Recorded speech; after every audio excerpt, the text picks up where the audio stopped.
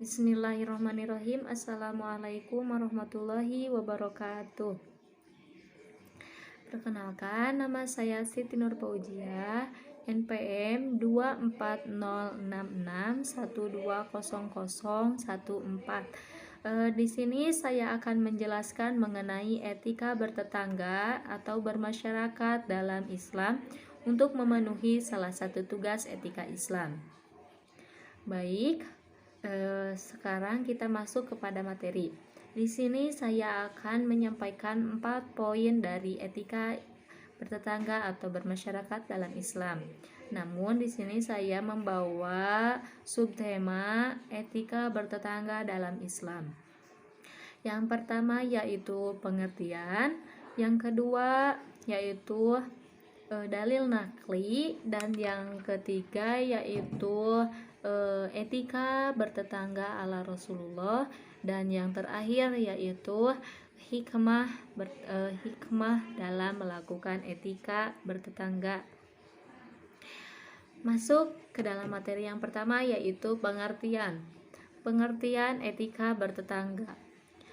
Etika bertetangga merupakan perilaku yang dianjurkan dalam ajaran Islam yang tercantum dalam Al-Quran dan As-Sunnah dengan mengikuti contoh dari teladan Nabi Muhammad SAW. Jadi, etika bertetangga itu sudah ada di dalam Al-Quran dan As-Sunnah tentang tata cara dan peraturan-peraturan yang dianjurkan oleh Allah Subhanahu wa Ta'ala, dan terdapat juga dalam As-Sunnah atau Al-Hadis yang di dalamnya mengandung aturan-aturan bertetangga dan bermasyarakat dalam Islam. Oke, next untuk materi selanjutnya yaitu dalil nakli. Dalil nakli dari diperintahkannya untuk berbuat baik kepada tetangga. Yang pertama saya mengambil ayat Al-Quran, yaitu Quran Surat An-Nisa ayat 36, yang dimana dijelaskan bahwa Allah Subhanahu wa Ta'ala memerintahkan kita berlaku baik kepada ibu, bapak, karib kerabat, anak-anak yatim, orang-orang miskin, tetangga yang dekat dan tetangga yang jauh, serta teman sejawat, ibnu sabil, dan hamba sahayamu. Sesungguhnya Allah tidak menyukai orang-orang yang sombong dan membangga-banggakan diri. Nah, di sana dijelaskan bahwa tetangga itu tidak tetangga yang dekat saja, tetapi yang jauh juga itu tetangga. Nah, kita itu diwajibkan untuk perilaku baik kepada tetangga kita, baik yang jauh atau yang dekat. Oke, yang kedua yaitu hadis Rasulullah SAW. Di sini saya membawakan 2 hadis. Yang pertama yaitu barang siapa yang beriman kepada Allah dan hari akhir, hendaklah ia berbuat baik kepada tetangganya. Nah, apabila dari hadis tersebut dijelaskan bahwa apabila kita beriman kepada Allah dan hari akhir, hendaklah kita memuliakan tetangganya atau berbuat baik kepada tetangganya. Hadis kedua yaitu, dan berbuat baiklah kepada tetanggamu, niscaya engkau menjadi orang muslim.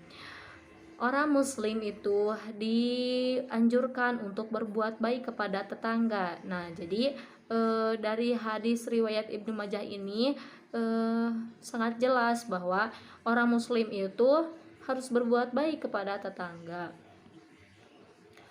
Selanjutnya, etika bertetangga ala Rasulullah SAW.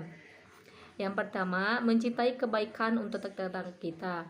Apabila tetangga kita melakukan kebaikan, maka kita itu harus menjunjung tinggi atau menghargai kebaikan yang diberikan oleh tetangga kita.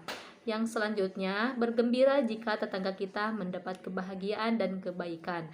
Nah, ini salah satu contoh.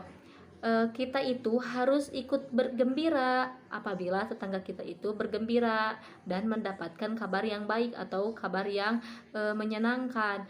Bukannya kita mengolok-ngolok atau ikut syirik melihat tetangga kita mendapatkan kabar baik atau mendapatkan sesuatu hal yang baik. Yang ketiga, membantu tetangga saat mendapat musibah. Contohnya, apabila ada tetangga kita yang telah mati, yang meninggal, kita itu sebagai tetangga wajib untuk mengurus jenazah tetangga kita, karena kita sebagai tetangga yang dekat. Yang selanjutnya yaitu menghindari sikap yang menyebabkan tetangga sakit hati. Contohnya dengan perkataan atau perbuatan. Perkataan yang membuat tetangga kita sakit hati itu harus dihindari ya. Yang selanjutnya yaitu mengunjungi tetangga pada hari raya. Kita kan akan dekat dengan sebentar lagi hari raya. Nah, etika bertetangga ala Rasulullah SAW saat hari raya itu mengunjungi rumah tetangga kita untuk menjalin silaturahmi dan saling bermaaf-maafan. Selanjutnya menghadiri undangannya. Apabila ada undangan, contohnya undangan pernikahan atau undangan apapun dari tetangga kita, kita dianjurkan untuk menghadiri undangannya, undangan tetangga kita. Dan untuk terakhir yaitu bersikap toleransi atau saling menghargai satu sama lain. Oke. Untuk materi selanjutnya yaitu hal yang dilarang dalam beretika dengan tetangga. Ada 4 hal yang dilarang dalam beretika dengan tetangga. Sesungguhnya sebelumnya ini sangat banyak ya sebelumnya hal yang dilarang, tapi saya membawakan 4 saja. Yang pertama yaitu bersikap galak terhadap anak tetangga. Nah, ini tidak boleh ya. Kita sebagai tetangganya terus bersikap galak terhadap anak tetangga apabila anak tetangga nakal atau gimana gitu, tapi dengan perlakuan baik dan mendidik. Yang kedua yaitu berperilaku tidak sopan, cuek, individualis dan sebagainya.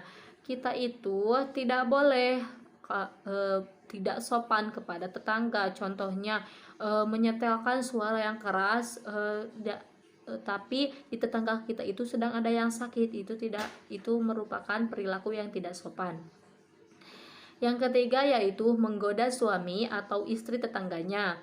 Nah, ini sangat tidak boleh ya, karena itu perbuatan yang tidak baik dan dosa besar apabila kita menggoda suami atau istri tetangganya, itu tidak boleh ya tentunya. Dan yang terakhir yaitu membicarakan keburukan tetangga. Kita sebagai tetangganya itu harus menutupi aib tetangganya juga. Kalau gini ya, apabila kita membukakan aib orang atau membicarakan keburukan tetangga, maka itu sama halnya dengan kita memakan daging bangkai tetangganya sendiri. Apakah kalian mau? Tidak kan? Jadi hindari untuk membicarakan keburukan tetangga. Oke, materi yang terakhir yaitu hikmah beretika pada tetangga. Saya membawakan 4 hikmah, sebenarnya masih banyak hikmah-hikmah beretika pada tetangga. Nah, di sini yang pertama mempererat hubungan silaturahmi. Apabila kita menjaga etika pada tetangga, maka kita itu akan mempunyai hikmah untuk mempererat hubungan tali silaturahmi.